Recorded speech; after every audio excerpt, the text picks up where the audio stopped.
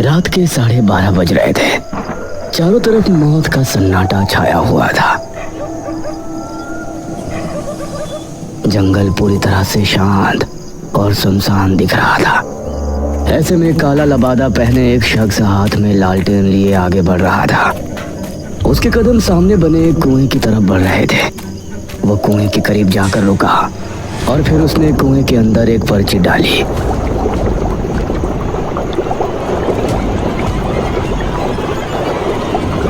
उसने जलता हुआ लालटेन भी कुएं में फेंक दिया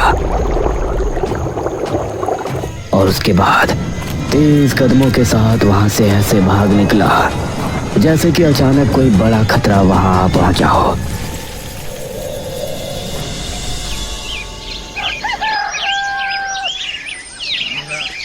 अगली शाम इसी गांव में रहने वाली एक औरत कल्याणी अपने आंगन में बैठी हुई थी। उसकी बहू आंगन में झाड़ू लगा रही थी। अरे ओ सुस्त मुर्गी, कब तक तू उसी कोने में लगी रहेगी? अब आगे बढ़कर यहाँ की भी झाड़ू लगा दे। यह सुनकर घूंघट वाली बहू चारपाई के पास आई और वहां से झाड़ू लगाने लगी और उसकी सास कल्याणी उसे देखकर मुस्कुराने लगी। उसके बाद एक काम वो बहू को बताती जा रही थी और बहू भी बेचारी काम करती जा रही थी। कल्याणी इसी तरह से अपनी बहू पर अत्याचार करती थी और बहू बेचारी अपने घर को बसाने के लिए उसकी हर एक बात माना करती। रात के समय कल्याणी अपने कमरे में सो रही थी। तभी उसके चेहरे पर पानी की धारा छपाक से पड़ी।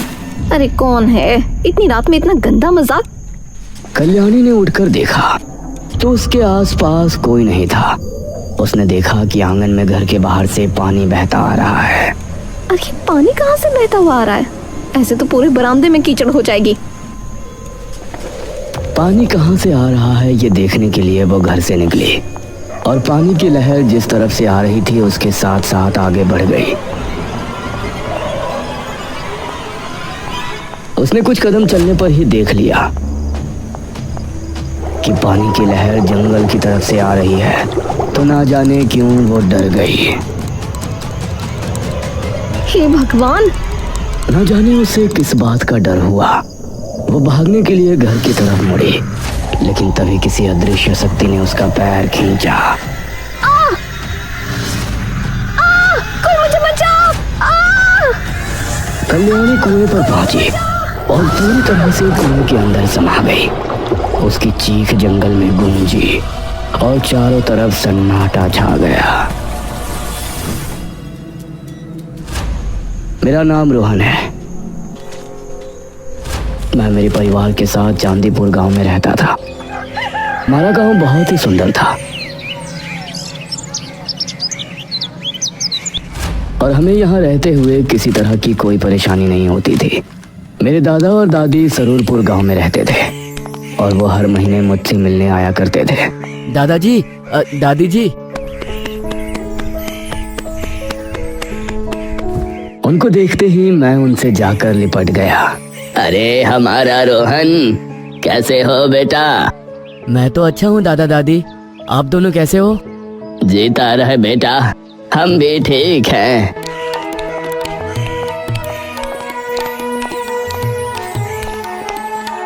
उन्होंने काफी देर तक मुझसे और मम्मी पापा से बात की और मैंने इस बार भी उनसे वही सवाल किया जो मैं हर बार उनसे किया करता था। दादाजी, मैं आपसे हर बार आपके गांव चलने की बात करता हूँ, लेकिन आप मुझे लेकर नहीं जाते हैं। लेकिन आज आपका कोई बहाना नहीं चलेगा। ये सुनकर दादा और दादी दोनों के चेहरे पर गंभीरता के भाव नजर आए और दादा बोले, ठीक है रोहन बेटा, इस बार तो नहीं, लेकिन अगली बार जब हम तुमसे मिलने आएंगे तो तुमको अपने गांव लेकर चलेंगे। दादाजी, अब फिर से? अरे रोहन बेटा, परेशान मत हो। अगर दादाजी आपको लेने नहीं आए तो मैं और तुम्हारे पापा हम तुमको दादाजी के गांव लेकर चलेंगे।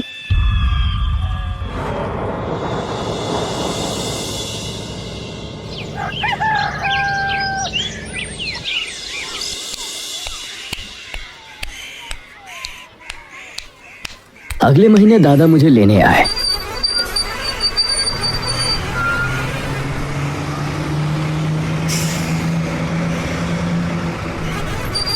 और मैं उनके साथ उनके गांव सरूरपुर आ गया।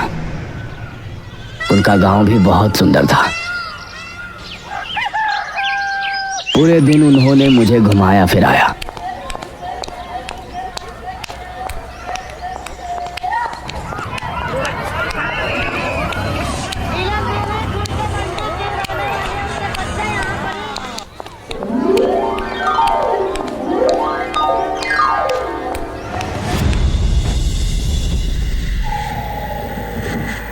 और शाम के समय दादाजी, आपने मुझे गांव तो घुमा दिया, लेकिन जंगल तो दिखाया ही नहीं।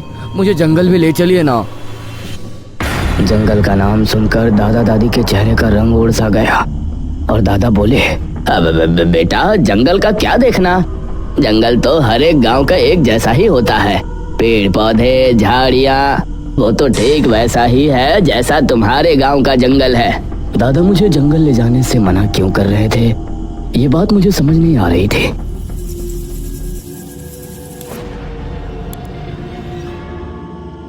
रात होने पर हम सभी आंगन में खाट बिछाए सो रहे थे। तकरीबन 12:30 बजे मुझे एक आवाज सुनाई दी, रोहन, रोहन। यह आवाज सुनकर मैं उठा और इधर उधर नजरें दौड़ाई तो मुझे आसपास कोई नजर नहीं आया। रोहन इधर आओ, मैं यहाँ हूँ। मैं खाट से उठा और दादा को जगाने ही वाला था कि तभी, रोहन अगर तुमने किसी को भी जगाया तो मैं चली जाऊंगी। तुमको जंगल घूमना था ना, मैं तुमको जंगल घुमाऊंगी। ये सुनकर मेरे चेहरे पर खुशी छलक आई।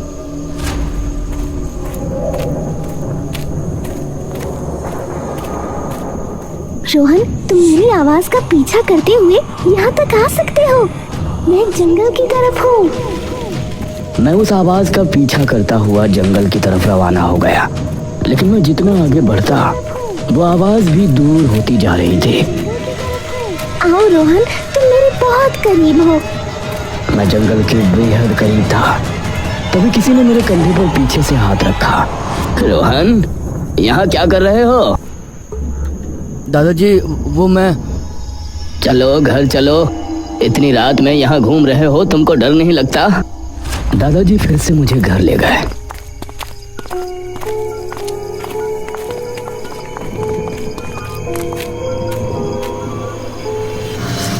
लेकिन मेरे मन में अभी भी वही बात चल रही थी कि जो आवाज मुझे सुनाई दे रही थी आखिर वो किसकी थी।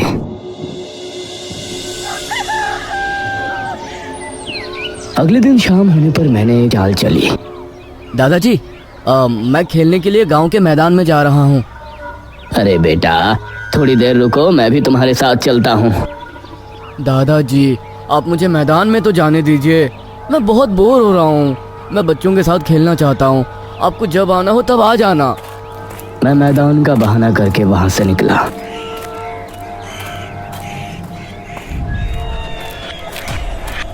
शाम ढलने लगी थी और अब मध्यम अंधेरा शुरू हो गया था। मेरे कदम अपने आप ही जंगल की तरफ बढ़ रहे थे। तभी मेरे सामने एक आदमी आकर रुका। अरे तुम तो मोहन के पोते हो ना? जी काका, आप कौन? मैं तुम्हारे दादा का दोस्त हूँ। तुम यहाँ क्या कर रहे हो? काका जी मुझे जंगल में घूमने का मन था, आप मुझे जंगल घुमा लाइए ना। जंगल में घूमना तुम्हारे लिए ठीक नहीं है, वहाँ एक कुआं है। कुआं है? तो दोस्तों कैसी लगी आपको ये कहानी? अपना फीडबैक हमें कमेंट बॉक्स में जरूर लिखकर बताएं। और अगर आपने अब तक हमारे चैनल को सब्सक्राइब नहीं किया है तो जल्दी से कीजिए, क्योंकि आगे क्या होने वाला है वो सबसे पहले आप तक पहुंचता रहेगा नोटिफिकेशन के जरिए। और हाँ, बेल आइकन को दबाना मत भूलना ताकि आप एक भी सस्पेंस या हॉरर अपडेट मिस ना कर पाएं। दिल्ली के एक पुराने इलाके में एक होटल था, होटल अंशिका। बाहर से देखने में सब कुछ सामान्य लगता था, लेकिन उसके अंदर एक ऐसा राज छिपा था जिसे जानने की हिम्मत कोई नहीं करता था। उस होटल का एक कमरा नंबर 13 लोगों के बीच डर का कारण बन चुका था। कहते हैं जो भी उस कमरे में गया वो कभी वापस नहीं आया। एक रात रोहित नाम का एक लड़का वहां पहुंचा। वो एक वीडियो क्रिएटर था और उसे ऐसी जगहों पर जाकर सच दिखाने का शौक था उसे भूत प्रेत पर बिल्कुल विश्वास नहीं था। उसे लगता था कि ये सब सिर्फ लोगों की बनाई हुई कहानियां हैं। सर, आप कोई और कमरा ले लीजिए। वो कमरा ठीक नहीं है। वहाँ पहले भी अजीब घटनाएं हो चुकी हैं। लोग रात में चिल्लाते हुए सुने गए हैं। प्लीज़ सर, मेरी बात मान लीजिए। तो आज हम हैं उस कमरे में जिसे लोग भूतिया कहते हैं। सच क्या है ये आज पता चल जाएगा। रात गहराती गई और जैसे ही घड़ी ने 12 बजाए, माहौल अचानक बदलने लगा। कमरे की लाइट टिमटिमाने लगी और दरवाज़ा अपने आप बंद हो गया। हवा ठंडी हो गई, जैसे कोई अदृश्य चीज कमरे में मौजूद हो।